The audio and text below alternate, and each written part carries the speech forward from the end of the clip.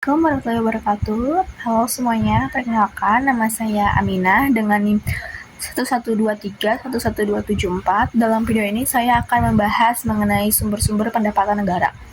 Topik kali ini sangat penting karena semua kegiatan pemerintahan seperti pembangunan jalan, pembangunan fasilitas pendidikan, layanan kesehatan, hingga bantuan sosial, semuanya dibiayai oleh pendapatan negara. Jadi, melalui penjelasan ini saya ingin mengajak teman-teman semua untuk memahami dari mana sebenarnya uang negara berasal dan bagaimana penggunaannya untuk kesejahteraan masyarakat. Lalu, slide kedua, yaitu ada latar belakang.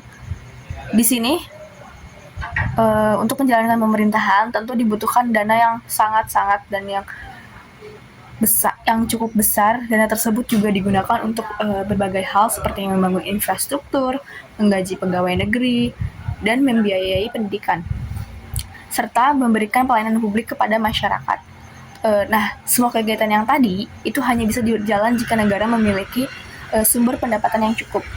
Pendapatan negara juga menjadi tulang punggung dalam menopang pembangunan sosial. Tanpa pendapatan yang memadai, pemerintah tidak akan mampu mewujudkan tujuan pembangunan yang merata dan berkelanjutan. Karena itulah, memahami sumber-sumber pendapatan negara menjadi hal yang sangat penting.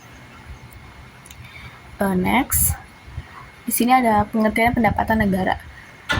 Sebelum kita masuk lebih jauh mengenai ini, kita pahami dulu apa yang dimaksud dengan pendapatan negara. Menurut Undang-Undang Nomor 17 Tahun 2003 tentang Keuangan Negara, pendapatan negara adalah semua penerimaan yang berasal dari penerimaan perpajakan, penerimaan negara bukan pajak, dan hibah yang diterima oleh pemerintah pusat.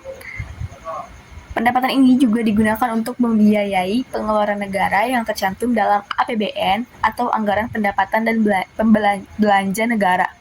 Jadi, secara sederhana, pendapatan negara adalah uang masuk ke kas negara, sedangkan belanja negara adalah uang yang dikeluarkan untuk menjalankan program pembangunan dan pelayanan publik. Lalu, di sini ada struktur pendapatan negara. Secara umum, struktur pendapatan negara ini kita bagi menjadi tiga. Yang pertama adalah penerimaan perpajakan, pendapatan yang diperoleh dari pajak yang dibayarkan masyarakat dan perusahaan setiap tahunnya. Lalu yang kedua itu penerimaan negara bukan pajak atau PNBP, yaitu pendapatan dari hasil pengelolaan sumber daya alam dan aktivitas ekonomi negara. Lalu yang ketiga yaitu hibah, yaitu bantuan yang bersifat sukarela baik dari dalam negeri maupun dari luar negeri. Nah, ketiga sumber ini menjadi dasar pembiayaan APBN setiap tahunnya. Terus di sini kita bahas yang penerimaan perpajakan.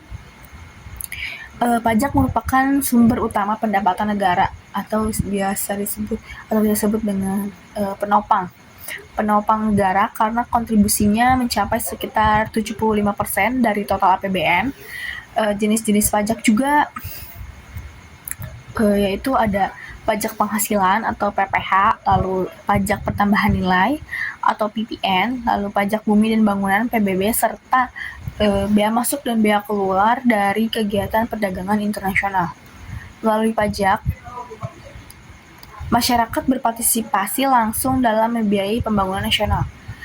Jadi sebenarnya setiap kali kita membayar pajak, kita ikut berkontribusi membangun negara, membangun sekolah, rumah sakit, jalan, dan berbagai fasilitas umum lainnya. Lalu selanjutnya ada PNBP.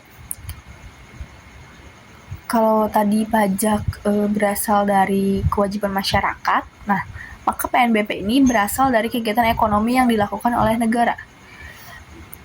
Sumbernya itu ada hasil kekayaan alam seperti minyak, gas bumi, tambang, dan kehutanan. Lalu yang kedua adalah keuntungan dari badan usaha milik negara atau biasa yang kita sebut dengan BUMN, dan biaya layanan publik seperti pembuatan paspor dan SIM, dan yang terakhir yaitu dari denda, perizinan, dan royalti.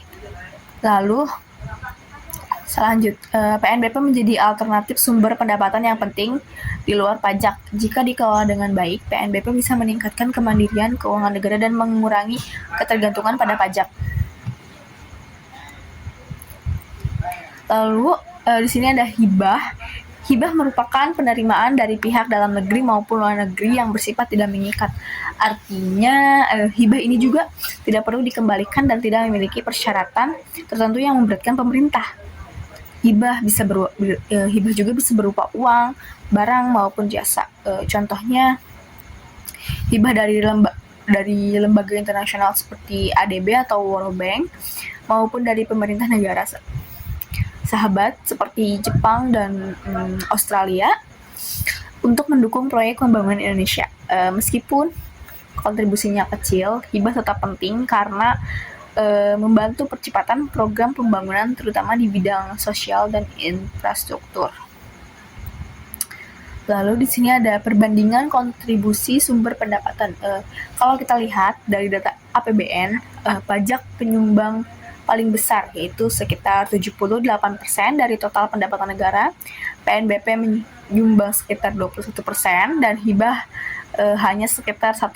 Artinya sistem keuangan negara kita masih sangat bergantung pada pajak. Oleh karena itu, peningkatan kesadaran masyarakat untuk membayar pajak juga menjadi hal yang sangat penting agar pendapatan negara tetap stabil dan pembangunan bisa berjalan.